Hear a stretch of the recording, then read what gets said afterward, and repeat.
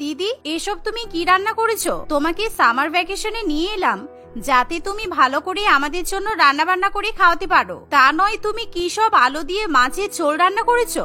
আমরা কি আলু দিয়ে মাছের ঝোল খাওয়ার জন্য গোয়া বিচে এসেছি? তাহলে কি রান্না করব বলো? মাছের ঝোল যেভাবে মাছ রান্না করে সেভাবেই করেছি। আমাদের রুই কাতলা যেরকম রান্না হয় সেরকম ভাবেই আমি পমফ্রেট রান্না করেছি। তোমাকে যে কি করে বোঝাই, আমরা এখন পশ্চিমবঙ্গে নয়, গোয়াতে আছি। গোয়াতে নারকেল আর কাঁচা আম দিয়ে পমফ্রেট মাছ রান্না করা হয়। তোমাদের মতো গরিব মানুষদের বড়লোকি খাবার সম্বন্ধে কোনো আইডিয়াই থাকে না। তুমি সমস্ত মাছগুলো খারাপ করে দিলে। ছি! ছোট বৌমা, তুমি শুধু শুধু বড় বৌমার উপর রাগ করছো। বড় বৌমা কি কখনো পমফ্রেট মাছ চোখে দেখেছে? ও কিভাবে জানবে যে দামি পমফ্রেট মাছ কিভাবে রান্না করতে হয়? অনেক বেলা হয়ে গেছে, আমরা এখন এই মাছ খেতে পারবো না। তার থেকে কাছাকাছি কোনো হোটেলে গিয়ে আমরা লাঞ্চ করে আসি চলো। সত্যি মাছটা কিনে এনেই আমি ভুল করে ফেলেছি। এখন আবার উল্টে বেশি টাকা খরচা করে আমাদের লাঞ্চ করতে যেতে হবে। আসলে সোনিয়া এবং পরমা দুই যা ছিল। আগমনী দেবীর ছোট ছেলে শুভঙ্কর সরকারি চাকরি করত, তাই শুভঙ্কর বড়লোক ঘরের মেয়ে সোনিয়াকে বিয়ে করে। অন্যদিকে বড় বউ পরমার স্বামী শিলাজিৎ সামান্য ফ্যাক্টরিতে চাকরি করায় পরমাদের কোন রকমে খেয়ে পড়ে সংসার চলে। সংসারে শুভঙ্কর যেহেতু শিলাজিতের থেকে অনেক বেশি টাকা দেয়, তাই আগমনী দেবী ছোট ছেলে এবং ছোট বৌমাকেই বেশি পছন্দ করে। মা, আমার সামার ভ্যাকেশনে গোয়া যেতে ভীষণ ইচ্ছা করছে। আমার সমস্ত বন্ধু বান্ধবীরা কোথাও না কোথাও ঘুরতে যাচ্ছে, তাই আমিও ভাবছি আমরাও একবার আরব সাগরের তীর থেকে ঘুরে আসবো। আরব সাগরের বিচে এত সুন্দর সুন্দর দামি দামি খাবার দাবার পাওয়া যায়, আপনি ভাবতেই পারবেন না। সে তো খুব ভালো কথা, কিন্তু আমরা সবাই মিলে গেলে শুভঙ্করের অনেক বেশি টাকা খরচা হয়ে যাবে। তার থেকে বরং তুমি আর শুভঙ্কর গিয়ে ঘুরে এসো। না না, আমি আর আপনার ছেলে বেড়াতে যাব, এদিকে আপনি বাড়িতে বসে থাকবেন, তা কি করে হয়? তাই আপনাকেও আমাদের সঙ্গে নিয়ে যাব।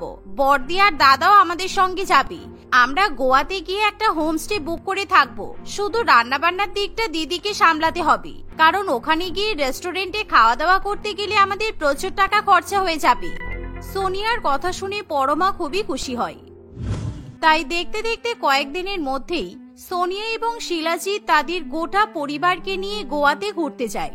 গোয়াতে আসার পর সোনিয়া বড় বড় পমফ্রেট মাছ কিনে পরমাকে রান্না করতে বলে, কিন্তু পরমা যেহেতু আগে কখনো পমফ্রেট মাছ রান্না করেনি, তাই সে জানি না কিভাবে পমফ্রেট মাছ রান্না করতে হয়। শিলাজিৎ, ওরা তো আমার হাতে রান্না না খেয়েই চলে গেল। এত দামি মাছ রান্না করলাম, এবার কি শুধু শুধু ফেলে দিতে হবে? চলো, এই মাছ দিয়ে তুমি আর আমি ভাত খেয়ে নিই। আজকে আমি দামি খাবার রান্না করতে জানি না বলে মাছগুলো সম্পূর্ণ নষ্ট হয়ে গেল। বলো। ওসব বাদ দাও, তুমি যা রান্না করেছো আমি সেটাই খেয়ে নেবো। এখন অনেকটা বেলা হয়ে গেছে, নাও এবার খেয়ে নাও। এই বলে শিলাজিৎ এবং পরমা খেতে বসে। দেখতে দেখতে বিকাল হয়ে আসে। বিকালে সোনিয়া হোমস্টেতে ফিরে এসে পরমাকে বলে, দেখো, তুমি যদি ভুলভাল করে খাবার রান্না করো তাহলে তোমাকে তো এখানে আনার কোনো মানেই হয় না। এক কাজ করো, যে আনাজ বা মাছ আমরা তোমাকে এনে দেব, তুমি সেগুলো ইউটিউব দেখে আমাদেরকে রান্না করে দেবে। রোজ দাম দিয়ে বাজার আনা হবে আর তোমার গাফিলতির জন্য সবকিছু নষ্ট হবে, তা তো হতে পারে না। পরমা সোনিয়ার কথা মেনে নেয়। পরের দিন সোনিয়া লাল বড় বড় কাঁকড়া, চিংড়ি এবং সার্ডিন মাছ কিনে এনে পরমাকে দেয়। পরমা ইউটিউব দেখে রান্না করার চেষ্টা করে ঠিকই, কিন্তু আজকেও তার হাতে রান্না খেয়ে সোনিয়া আবার প্রচন্ড পরিমাণে চটে যায়। তাই সে তার বড় জাকে উল্টোপাল্টা কথা শোনায় আর রাগ দেখিয়ে নিজের বর এবং শাশুড়ি মাকে নিয়ে বাইরে বেরিয়ে যায়। চলুন মা, একটু ভালো ভালো খাবার দাবার খাওয়া যাক। দিদির হাতে রান্না সত্যিই খুবই খারাপ। দিদি শুধু ঘরোয়া ডাল ভাত তরকারি ভালো রান্না করতে পারে। বিচে বেড়াতে এসে আমি সাধারণ খাবার খেতে পারবো না। আজকে গোয়াতে যত ভালো ভালো খাবার পাওয়া যায় আমরা সবই ট্রাই করব। আপনাদের বড় ছেলে আর বড় বৌমাকে রেস্টুরেন্টে খেতে নিয়ে আসলে আমাদের খরচা কিন্তু অনেকটাই বেড়ে যাবে, তাই ওদেরকে জানানোর কোনো দরকার নেই। এই বলে সোনিয়া একটা হোটেলে ঢুকে চিকেন মহারাজা, ম্যাকারেল ফ্রাই, চিকেন কিমা মশলা, মাটন সুক্কা, বেবিঙ্কা ইত্যাদি অর্ডার করে খেতে থাকে। অন্যদিকে পরমা রাত্রিবেলার জন্য রুটি তড়কা বানিয়ে একটু গোয়ার বিচে বেড়াতে চলে যায়। কিছুটা দূরে যাওয়ার পর পরমা দেখে তার শাশুড়ি মা, বড় জা এবং বড় ভাসুর একটা হোটেলে বসে দামি দামি খাবার খাচ্ছে। তাদের সামনে বিভিন্ন প্লেটে নানান রকম নামি দামি খাবার রাখা, যা দেখে পরমার খুবই খারাপ লাগে। এ কি, সোনিয়া তো আমাকে রাত্রিবেলা রুটি তরকা রান্না করতে বললো, তাহলে ওরা শুধু শুধু হোটেলে এসে খাওয়া দাওয়া করছে কেন? সোনিয়া তো বলেছিল হোটেলে যাতে খাবার খরচা বেশি না হয়, তাই আমাকে হোমস্টেতেই খাবার বানাতে হবে। এভাবেই পরমা মনে মনে খুবই কষ্ট পায়, কিন্তু সে তখনকার মতো কাউকে কিছু বলে না, বরং পরমা বীজ থেকে দুটো ডাব এবং সিঙ্গারা কিনে হোমস্টেতে ফিরে যায়। শিলাজিৎ সেই ডাব আর সিঙ্গারা দেখে খুবই খুশি হয়, তাই তারা দুজনে বসে সিঙ্গারা এবং ডাব খেয়ে নেয়। দেখতে দেখতে রাত হয়ে আসে। রাত্রিবেলা সোনিয়া তার স্বামী এবং শাশুড়ি মাকে নিয়ে হোমস্টেতে ফিরে এলে পরমা তাদেরকে রাতের খাবার পরিবেশন করে। আমাদের আজকে আর খিদে নেই, ওই রুটি তরকা তুমি আর দাদা দুজনে খেয়ে নাও। এমনিতেও তো তুমি রুটি তরকা খেতে খুব ভালোবাসো। আসলে আজকে আমি শপিং করে খুব টায়ার্ড হয়ে গেছি, তাই আমি ঘুমাতে চললাম। হ্যাঁ, আমারও খেতে ইচ্ছা করছে না, খুব ঘুম পাচ্ছে। আজকে বিচে হেঁটে হেঁটে সব খিদে চলে গেছে। পরমা বুঝতে পারে তারা সবাই বাইরে থেকে ভালো ভালো খাবার খেয়ে এসেছে বলে তাদের কারোরই খিদে নেই, কিন্তু সে মুখে কিছুই বলতে পারে না। বাধ্য হয়ে পরমা এবং শিলাজিৎ তরকা রুটি খেয়ে নেয়। এভাবেই 2-4 দিন গোয়াতে কাটে। পরমাকে প্রত্যেক দিনই সবার জন্য রান্না বান্না করতে হয়, কিন্তু পরমা রান্না করলেও সোনিয়া তার স্বামী এবং শাশুড়ি মায়ের সঙ্গে বাইরের রেস্টুরেন্ট থেকে খাবার খেয়ে আসে। আর একদিন পরমা সোনিয়াকে কথা বলতে শোনে। আমি ভাবলাম তোমার বড় বৌদিকে গোয়াতে নিয়ে আসলে হয়তো আমাদের খরচাটা কমে যাবে, কিন্তু এখন তো দেখছি খরচা বেশি হয়ে যাচ্ছে। একেই রোজ বাজার করার খরচা, তার উপর আবার বাইরের রেস্টুরেন্টে খাবার খাওয়ার খরচা আছে। এর থেকে ভালো তুমি আর মা যদি ঘুরতে আসতাম তাহলেই বেটার হতো। না, দাদার বৌদিকে আমাদের সঙ্গে আনলে সেটা খুবই খারাপ দেখাতো। লোকজনের মুখে নানান কথা শুনতে হতো, সেই জন্যই তো দাদার বৌদিকে আমাদের সঙ্গে নিয়ে এলাম। তাহলে আমরা একটা কাজ করি, হোমস্টেতে দিদিকে শুধু সিদ্ধ ভাত রান্না করতে বলবো, তারপর তুমি, আমি আর মা বাইরের রেস্টুরেন্টে ভালো ভালো খাবার খেয়ে আসবো, তাহলেই তো হয়ে যায়। আমাদের এতে করে বেশি টাকা খরচা হবে না। শুভঙ্কর এবং সোনিয়ার মধ্যে এরকম কথা শুনে পরমা খুবই দুঃখ পায়। পরের দিন দুপুরবেলা পরমা সিদ্ধ ভাত রান্না করলেও বিকালবেলা বিচে বেড়াতে গিয়ে কাজু, শরবত, মাছ ভাজা ইত্যাদি কিনে আনি। শুভঙ্কর আর সোনিয়া দুজনেই আমাদেরকে মিথ্যা কথা বলে বাইরের রেস্টুরেন্ট থেকে খাবার খেয়ে আসে। আমাদের কাছে টাকা পয়সা নেই বলে ওরা আমাদেরকে মানুষ বলে গণ্য করে না। সিদ্ধ ভাত খেয়ে আমি আর থাকতে পারছি না, তাই আমি বীজ থেকে একটু টুকটাক খাবার কিনে এনেছি। দেখো, তোমাকে তো সামার ভ্যাকেশনে নিয়ে আসার মতো সামর্থ্য আমার ছিল না। আর কটা দিন কেটে যাক, তারপরে আমরা বাড়ি ফিরে যাব। এভাবেই কিছুদিন কাটে। দেখতে দেখতে তাদের বাড়ি ফিরে যাওয়ার সময় চলে আসে, কিন্তু সোনিয়া এখন কিছুতেই বাড়ি ফিরতে চায় না। সেই শুভঙ্করের কাছে আরো কিছুদিন গোয়াতে থাকার জন্য বায়না করে।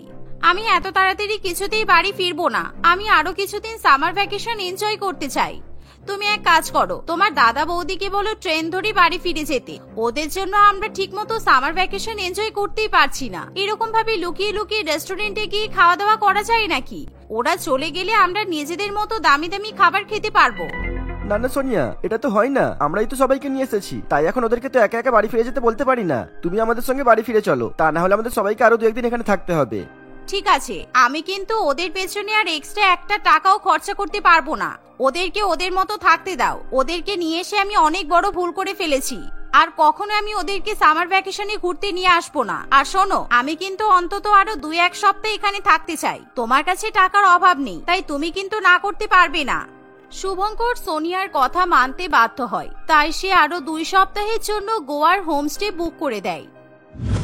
দেখতে দেখতে এভাবেই 2 দিন কাটে, কিন্তু 2 দিন বাদে হঠাৎই শুভঙ্করের ফোনে একটা মেসেজ আসে। সেই মেসেজ পড়ে শুভঙ্কর খুবই ঘাবড়ে যায়। আমি 1 মাস ব্যাংক থেকে কোনো রকম টাকা তুলতে পারবো না। আমরা যখন গোয়াতে ছিলাম তখন অনেক বেশি বেশি টাকা খরচা করার ফলে ব্যাংক আমাদের অ্যাকাউন্টে রেস্ট্রিক্টেড করে দিয়েছে। মানে আমি এই মুহূর্তে ব্যাংক থেকে কোনো রকম টাকা তুলতে পারবো না। আমাকে ব্যাংকে গিয়ে প্রবলেমটা সলভ করে আসতে হবে। এসব তুমি কি বলছো? এখন তাহলে আমরা গোয়াতে থাকবো কিভাবে? আর আমরা রেস্টুরেন্টে গিয়ে খাওয়া দাওয়াই করবো কিভাবে? উফ, এখন কি করব কিছুই বুঝতে পারছি না। প্লিজ তুমি কিছু করো। তোমার জন্যই তো এই অবস্থা হয়েছে। গোয়াতে এসে গাদা গাদা গেলেও তোমার তো শান্তি হয়নি। হোটেলে গিয়ে পুরো মেনু কার্ড ধরে ধরে তো অর্ডার করো। তুমি জানো এতেই আমাদের 3 লক্ষ টাকা খরচা হয়ে গেছে। উফ, কেন যে আমি তোমার কথা শুনতে গেলাম। আর তারপরে এখনো এক্সট্রা 2 সপ্তাহের জন্য যে হোমস্টে বুক করলাম সেখানে আরো 5,000 টাকা দিতে হবে। অমনি সব আমার দোষ হয়ে গেল? তোমাকে তো বলেছিলাম তোমার দাদা বৌদিকে আগেই বাড়িতে পাঠিয়ে দিতে। ওদের জন্য আমাদের এত বেশি খরচা হলো। ফালতু ফালতু প্রত্যেকদিন ওদের জন্য আমাদেরকে বাজার করতে হচ্ছে। দেখো, আমি এত কথা জানতে চাই না। আমি শুধু ভাবছি আমরা কিভাবে বাড়ি যাব। এখন থেকে টাকা না তুলতে পারলে আর তো বাজার হাটও করতে পারবো না। সোনিয়া, তুমি বরং তোমার গলার হারটা আমাকে দাও, ওটা বিক্রি করে আপাতত টাকা জোগাড় করি, তারপর তোমাকে পরে একটা সোনার হার বানিয়ে দেবো, কেমন? মাথা খারাপ নাকি? আমি কেন আমার সোনা গহনা দিতে যাব? এই সামার ভ্যাকেশনে তোমার দাদা বৌদির খাওয়া খরচাতেই তো বেশি টাকা চলে গেছে, তাই তোমার উচিত ওদের কাছ থেকে টাকা চেয়ে নেওয়া। এভাবে সোনিয়া এবং শুভঙ্কর দুজনে ঝগড়া করতে থাকে। এমন সময় আগমনী দেবী তাদের কথা শুনে খুবই দুশ্চিন্তায় পড়ে। কিন্তু এমন পরিস্থিতিতে শিলাজিৎ শুভঙ্করকে সাহায্য করার জন্য এগিয়ে আসে। তুই চিন্তা করছিস কেন? যতদিন আমরা এখানে আছি আমি তোকে টাকা দেবো। আমি গরিব হতে পারি, কিন্তু তোর কোনো অসুবিধা হলে আমাকে অবশ্যই বলবি। এই নে, এই 5,000 টাকা রাখ, তোর দরকার মতো খরচা করিস, কেমন? শুভঙ্কর কোনো কথা বলতে পারে না। সে চুপচাপ তার দাদার কাছ থেকে 5,000 টাকা নিয়ে হোমস্টের পেমেন্ট করতে চলে যায়। অন্যদিকে পরমা টুকটাক সেলাইয়ের কাজ করে কিছু টাকা জমিয়ে রাখে। সেই টাকা দিয়ে পরমা দুপুরবেলা বাসন্তী পোলাও এবং কষা মাংস রান্না করে সবাইকে পরিবেশন করে। আজকে সেই বাসন্তী পোলাও এবং কষা মাংস দেখে সোনিয়া খুবই খুশি হয়। আজকে তো মাংস কিংবা পোলাওয়ের চাল কোনোটাই কেনা হয়নি। শুভঙ্করের কাছে টাকা নেই বলে ও তো বাজারেও যেতে পারছে না। তাহলে তুমি কষা মাংস পোলাও কিভাবে রান্না করলে? আসলে আমি সেলাইয়ের কাজ করে কিছু টাকা নিজের কাছে জমিয়ে রেখেছিলাম। ভাবলাম তোমার একটু ভালো মন্দ খাবার না হলে মুখে রোচে না, তাই তোমার জন্যই আজকে আমি পোলাও আর মাংস কষা রান্না করেছি। পরমার কথা শুনে সোনিয়ার ভীষণ খারাপ লাগে, আর সে মনে মনে নিজের ভুল বুঝতে পারে। তুমি আমাকে ক্ষমা করে দাও দিদি, তোমার সঙ্গে আমি অনেক খারাপ ব্যবহার করেছি, তোমাকে অনেক অপমান করেছি।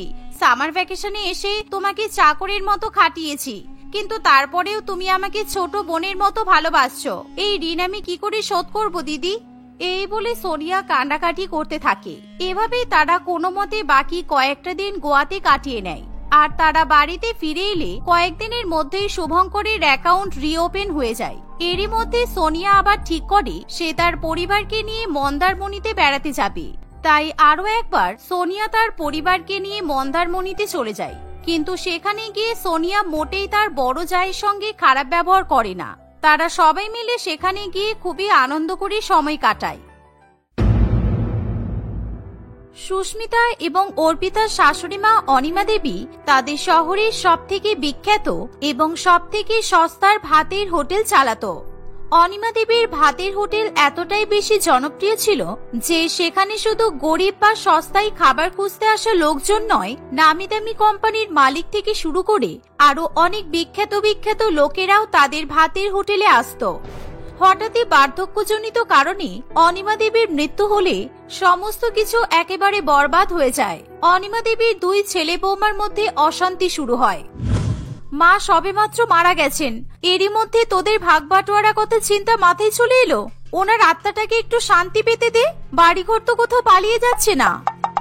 বাড়িঘর পালিয়ে যায় না দিদি ভাই, মানুষের হাত থেকে অধিকার পালিয়ে যায়। এখনই সমস্ত ব্যবস্থা না করলে তোমরা আমাদের পথে বসিয়ে দেবে। মা তো বলেই গেছেন আমরা যেন সবাই সবকিছু সমানভাবে ভাগ করে নিই। তোর বউ এসব কি বলছে ভাই? মায়ের এতদিনের এত কষ্ট করে তৈরি করে সাম্রাজ্য, সেটা এখন ভাগ হবে? তাহলে কি অনিমা দেবীর এই ভাতের হোটেল আগের জায়গায় থাকবে? আমাদের এলাকায় মায়ের ভাতের হোটেল চেনে না এমন কেউই নেই। প্রত্যেকদিন কত লোকজন সেখানে খেতে আসে। আর এই রান্নাঘরে যদি ভাগ হয় তাহলে মায়ের ব্যবসা আমরা কিভাবে এগিয়ে নিয়ে চলবো? মা যখন নেই তখন আমাদের ভাতের হোটেল চালানোর কথা ভাবতেও হবে না। অর্পিতা যেমন বলছে তেমন ভাবে রান্নাঘর তো ভাগ করতেই হবে। রান্নাঘর আর হোটেলের দিকটা আমরা নেব, বাকি বাড়ি তোমরা নিজেদের মতো করে গুছিয়ে নাও। তোমরা এমন করো না সৌরভ, মা খুব কষ্ট পাবেন। উনি সারা জীবন লোককে খাইয়ে গেছেন। ওনার মৃত্যুর পর অন্তত ওনার এই ইচ্ছেটাকে এভাবে জলে ফেলে দিও না তোমরা। এত তাড়াতাড়ি কোনো সিদ্ধান্ত নিস না। আমি জানি মা আমাদের বলে গেছেন আমরা যেন দুই ভাই সমান ভাগে ভাগ করে সবকিছু নিয়ে নিই। আর তার মানে এই নয় যে তুই শুধু নিজের দাবিটাই রাখবি আর আমার কোনো কথাই চলবে না। আমরা রোজগার করে টাকা কামিয়ে সেই টাকা দিয়েই শাশুড়ি মাকে রান্নাঘরটা সাজিয়ে দিয়েছিলাম। আর এখন সেই রান্নাঘরে তোমার বউ রান্না করে প্রত্যেকদিন 100-200 লোককে খাইয়ে এত টাকা কামাবে, সেটা তো কখনোই আমি হতে দিতে পারি না, তাই না? সুস্মিতা এবং অর্ক অনেক বোঝানোর পরেও অর্পিতা ও সৌরভ তাদের কোনো কথাই শুনতে চায় না। যেহেতু তার মায়ের হোটেলে রান্নাঘর সাজিয়ে দেওয়ার জন্য অর্ক তার মাকে অনেক টাকা দিয়েছিল, সেই কারণে রান্নাঘর আর হোটেলের দিকের ভাগটা অর্পিতা এবং তার স্বামী নিয়ে নেয়। অর্পিতা ও সৌরভ দুজনেই ভালো চাকরি করত, তাদের কাছে টাকার কোনো অভাব ছিল না, তাই তারা আরো বেশি করে রান্নাঘরের দিকটা চায়। যাতে সেখানে তাদের পছন্দ মতো বিদেশি খাবারের রেস্টুরেন্ট তারা খুলতে পারে। অন্যদিকে অর্ক এবং সুস্মিতা পড়ে মহা বিপদে। তুমি এরকম বসেই থাকবে, কোনো একটা ব্যবস্থা করবে না তুমি? রান্নাঘরটা তো ওরা নিজেদের ভাগে নিয়েই নিয়েছে, আমি কি এবার থেকে প্রত্যেকদিন শোয়ার ঘরে রান্না করব? এটা কি কখনো সম্ভব? মায়ের রান্নাঘরটা যখন নতুন করে তৈরি হচ্ছিল তখন না আমার কাছে কোনো কাজ ছিল আর না পকেটে একটা পয়সা ছিল। আর তুমি তো জানোই সেই সময় ভাই আর ওর বউ মাকে আর্থিকভাবে কতটা সাহায্য করেছিল, আর সেই জন্যই আজ ওরা জোর খাটিয়ে রান্নাঘরটা নিয়ে নিল। তাহলে আমি এখন কি করব, আমাকে সেটা বলে দাও। তুমি ঘরের বাইরে রান্না করতে পারবে তো? আমি উঠোনের মধ্যে গ্যাস আর ওভেন সবকিছু সেট করে দেবো, আর মশলাপাতির কৌটোগুলো নাই ঘরেই রাখলে কিছুদিন একটু কষ্ট করে নাও, দেখবে সব ঠিক হয়ে যাবে। সুস্মিতা আর কিছু না বলে তার স্বামীর কথা মতো উঠানে গ্যাস ওভেন সবকিছু সাজিয়ে সেখানে রান্না করতে শুরু করে। তাদের পুরানো রান্নাঘরের মতো মিক্সার, ব্লেন্ডার, ফ্রিজ কিচ্ছু সেখানে নেই। সুস্মিতাকে হাতে করে মশলা বাটতে হয়। ফ্রিজে কোনো খাবার রাখতে পারবে না বলে সমস্ত কিছু টাটকা টাটকাই তাকে রান্না করে ফেলতে হয়। এভাবেই কয়েকদিন কাটে। একদিন, সৌরভ, আমি ভাবছি কি আমাদের এই রান্নাঘর আর হোটেল সংলগ্ন যে জায়গাটা আছে সবটা মিলিয়ে একটা চাইনিজ রেস্টুরেন্ট খুলবো। মা তো লোক খাওয়াতে ভালোবাসতেন, ওনার এই ভাতের হোটেলের জায়গায় যদি বিদেশি খাবারেরও রেস্টুরেন্ট হয় তাহলে উনি আনন্দই পাবেন, কি বলো? কিন্তু তুমি তো কিছু রান্না করতে পারো না, তার উপরে তোমার তো অফিসও থাকবে, কে রান্না করবে শুনি? আর তুমি যদি বলো অন্য রান্নার লোক রাখবে তাহলে তো আমাদের আয়ের থেকে ব্যয় বেশি হয়ে যাবে। আমি ভাবছি আমার অফিসের কাজটা ছেড়েই দেব, নিজে কারোর আন্ডারে কাজ না করে আমি বাড়িতে বসে তদারকি করব, আর আমি নিজে লোকজনকে দিয়ে কাজ করাবো। আর মায়ের রান্নাঘরটা তো প্রায় মডিউলার কিচেন, বাড়িতে থাকলে ওই রান্নাঘরেই আমি হাতে হাতে কাজও করতে পারবো। সৌরভ এবং অর্পিতা দুজনে মিলে সিদ্ধান্ত নেয় তারা তাদের মায়ের পুরানো মডিউলার কিচেনে রান্না করবে আর একটা চাইনিজ রেস্টুরেন্ট খুলবে। তারা নিজেদের রেস্টুরেন্ট কাজে লাগানোর জন্য রাঁধুনিও নিয়ে আসে। সবকিছু ঠিকঠাকই চলতে থাকে, কিন্তু অন্যদিকে সুস্মিতা প্রত্যেকদিন এভাবে উঠানে রোদের মধ্যে বসে রান্না করে সমস্ত ছোট ছোট কাজ নিজের হাতে করে করতে থাকে। বাবা, রান্নাঘর পাওনি বলে বাড়ির উঠানটাকেই বুঝি রান্নাঘর বানিয়ে নিলে? এরকম তো কথা ছিল না দিদি ভাই, আমি অনেকদিন ধরেই তোমাকে বলবো ভাবছিলাম, কিন্তু কিভাবে বলবো আমি সেটা বুঝতে পারছিলাম না। কি বলবি আবার তুই? আর কি বলার মতো থাকতে পারে তোর? আমার কপালে তো একটা রান্নাঘরও জোটেনি, সেই জন্যই তো উঠানে বসে রান্না করতে হচ্ছে। তোর তারপরও কিছু বলার আছে? রান্নাঘর আর হোটেলের দিকটা ছাড়া সবটাই তো তোমাদেরকে দিয়ে দিয়েছি, তাও তুমি ইচ্ছা করে এমন ভাবে আমাদের ঘরের সামনে এসে রান্না করো, আমাদের বাড়িতে কোনো অতিথি এলে তারা তো তোমাদেরকে দেখেই লজ্জায় বাড়ি থেকে চলে যায়। পুরো বাড়িটাই তোরা আমাদেরকে দিয়ে দিয়েছিস? বাড়ি বলতে ওই আমাদের থাকার জন্য একটা ঘর, একটা বাথরুম যেটা তোরাও ব্যবহার করিস, একটা ভাড়ার ঘর যেখানে তোদের জিনিসও থাকে, একটা উঠোন আর একটা ছাদ। এরপরেও যদি আমি উঠানে রান্না করি তাতেও তোর সমস্যা? হ্যাঁ, আমার সমস্যা। তুমি এরকম উঠানের মধ্যে মশলাপাতি হাঁড়ি করে ছড়িয়ে রান্না করলে বাইরে থেকে আসা আমাদের অতিথি কি ভাববে? সবচেয়ে বড় কথা, আমরা কয়েকদিন পরেই এখানে একটা চাইনিজ রেস্টুরেন্ট খুলবো। বাইরে থেকে লোকজন খেতে এসে যদি দেখে তুমি এভাবে উঠানে বসে রান্না করছো তাহলে আমাদের মান সম্মান যাবে। কাল থেকে তুমি বরং ছাদে গিয়ে রান্না করবে।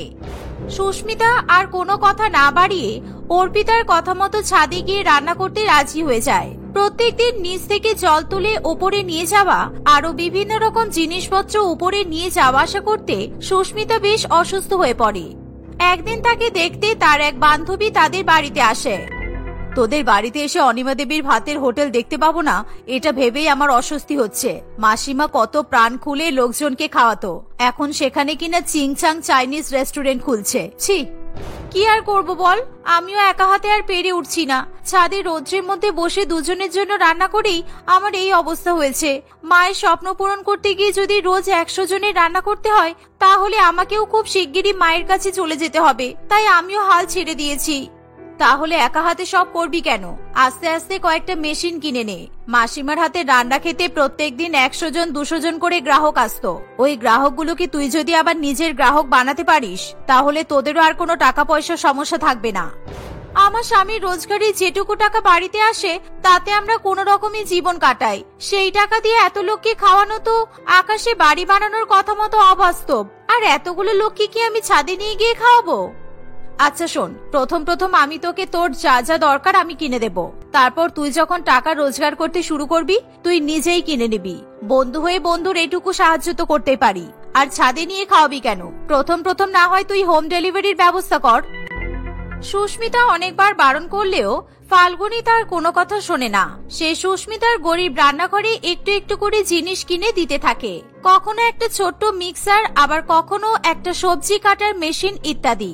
সুস্মিতা তার বাড়ির সামনে একটি কাগজ লাগিয়ে তাতে লেখে অনিমা দেবীর হোম ডেলিভারি সার্ভিস, আর তার নিচে মেনুতে কি কি থাকবে সে সমস্ত কিছুই লিখে দেয়। অনিমা দেবীর ভাতের হোটেল চালু না হলেও ডেলিভারি সার্ভিস শুরু হয়েছে দেখে প্রথম দিনই অনেক গ্রাহক এসে হোম ডেলিভারি সার্ভিসের জন্য সুস্মিতার কাছে নাম লিখিয়ে যায়। এতে অর্পিতা এবং সৌরভের প্রচন্ড রাগ হয়। যেই শুনেছে আমরা চাইনিজ রেস্টুরেন্ট খুলবো, অমনি আমাদের টেক্কা দেওয়ার জন্য হোম ডেলিভারি সার্ভিস খুলে ফেলেছে। এর বেশি তো আর কোনো মুরদ নেই। তাহলে তুমি ওদের বলতে গেছো কেন আমরা কি করবো আর কি করবো না? দোষটা তো তোমারই, বোঝো এবার। দিদিভাই উঠানে বসে রান্না করে আমাদের গ্রাহকদের বিরক্তির কারণ হবে, এটা আমি কখনো হতে দেব না। সেই কারণেই তো বলেছিলাম যাতে ও উঠান থেকে রান্নাঘরটা সরিয়ে ফেলে। তোমার এই বোকামির জন্য ওদের মাথায় এই আইডিয়াটা এসে গেল। এখন বোঝো ঠেলা, আমাদের দোকানে চাইনিজ খেতে এসে এখন যদি কেউ দেখতে পাই ওখানে সস্তায় মাছের মাথা দিয়ে মুগ ডাল আর রুই মাছের কালিয়া পাওয়া যাচ্ছে, তাহলে তো সবাই ওদিকেই ছুটবে। তুমি আজকালকার জেনারেশনের ছেলে মেয়েদের চেনো না? ওরা বিদেশি খাবার খেতে বেশি ভালোবাসে। কয়েকজন বয়স্ক লোক যদি ওদের হোম ডেলিভারি সার্ভিস নেয় তা নিক না, এতে আমাদের ব্যবসায় কোনো ক্ষতি হবে না। আর তাছাড়া ওরা তো আর হোটেল খোলেনি, হোম ডেলিভারি সার্ভিস শুরু করেছে।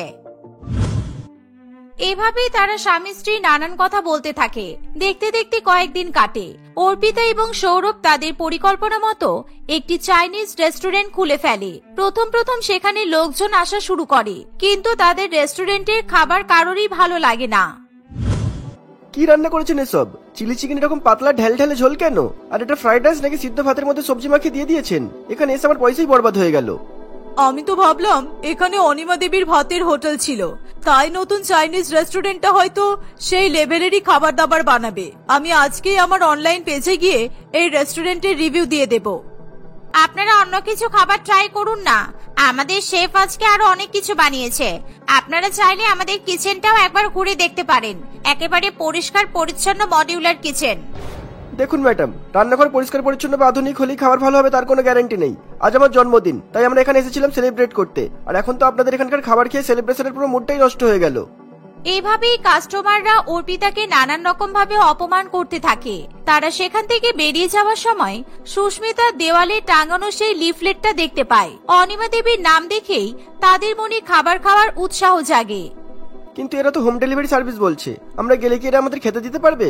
চল তাও একবার ট্রাই করে দেখি। জন্মদিনের দিন যদি অনিমা দেবীর রেসিপি টেস্ট করতে পারি তাহলে আমার মতো সৌভাগ্যবান পথে আর কেউ হবে না। এই বলে তারা সুস্মিতার কাছে যায়। হঠাৎ করে এভাবে অচেনা দুজনকে দেখে সুস্মিতা খুবই ঘাবড়ে যায়। ঘাবড়াবেন না ম্যাডাম, আমরা আপনাদের চিনেই এখানে এসেছি। আসলে আজ আমার বন্ধুর জন্মদিন, ওর খুব ইচ্ছা হয়েছে অনিমা দেবীর হোটেল থেকে কিছু একটা খাবে, তাই ওকে ওই চাইনিজ রেস্টুরেন্টে নিয়ে গিয়েছিলাম। কিন্তু কি ওদের রেস্টুরেন্ট বন্ধ নাকি? একটু আগেই তো খুলেছিল। না না ম্যাডাম, খোলা তো আছেই, তবে সেখানকার খাবার এতটাই জঘন্য যে আমরা অর্ধেক খাবারও খেতে পারিনি। আপনি আমাদের জন্য একটু খাবারের ব্যবস্থা করতে পারবেন? তাহলে ছেলেটার জন্মদিন একটু শান্তি করে কাটাতে পারি।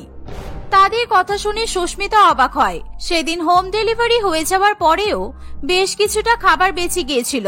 সুস্মিতা সেখান থেকেই ভাত, ঘি, মাছ ভাজা, মাছের মাথা দিয়ে মুগ ডাল, 5 রকমের ভাজা, রুই মাছের কালিয়া, কষা মাংস ইত্যাদি সমস্ত কিছু সাজিয়ে রোহন এবং অরুণিমার জন্য খাবার বেড়ে নিয়ে আসে। খাবারের থালা দেখে তারা দুজনে একেবারে অবাক হয়। আর যেহেতু বেশিরভাগ মশলাপাতি সুস্মিতা হাতে বেটে নিত, তাই তার বানানো খাবারের স্বাদ এতটাই ভালো হয়েছিল যে অরুণিমা আর রোহন খেয়ে দিয়ে আঙুল চাটতে থাকে। আপনার হাতের রান্না খেয়ে একেবারে অনিমা দেবীর হাতের রান্নার কথা মনে পড়ে গেল। আমি ছোটবেলায় বাবা মায়ের সাথে একবার এখানে এসেছিলাম, একদম অবিকল এরকমই রান্না।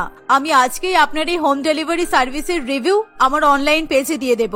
আশা করি তারপরে আপনার আর গ্রাহকের কোনো অভাব হবে না। সেই দিনই অরুণিমা ফিরে গিয়ে সুস্মিতার হোম ডেলিভারি সার্ভিসের কথা চারিদিকে ছড়িয়ে দেয়। একদিকে যেমন সুস্মিতার গ্রাহক আর রোজগার দুই বাড়তে থাকে, অন্যদিকে সৌরভ এবং অর্পিতার রেস্টুরেন্ট প্রায় প্রত্যেক দিনই ফাঁকা পড়ে থাকে। দিনের পর দিন প্রচুর অর্থের ক্ষতি হওয়ায় অর্পিতা ও সৌরভ দুজনেই নিজেদের ভুল বুঝতে পারে এবং তারা তাদের দাদা বৌদির কাছে ক্ষমা চায়। তারা নিজেদের মধ্যে আর কোনো ভাগাভাগি রাখতে চায় না। তারপর থেকে তারা সবাই আবার আগের মতো মিলেমিশে অনিমা দেবীর হোম ডেলিভারি সার্ভিস এবং অনিমা দেবীর ভাতের হোটেল চালাতে থাকে।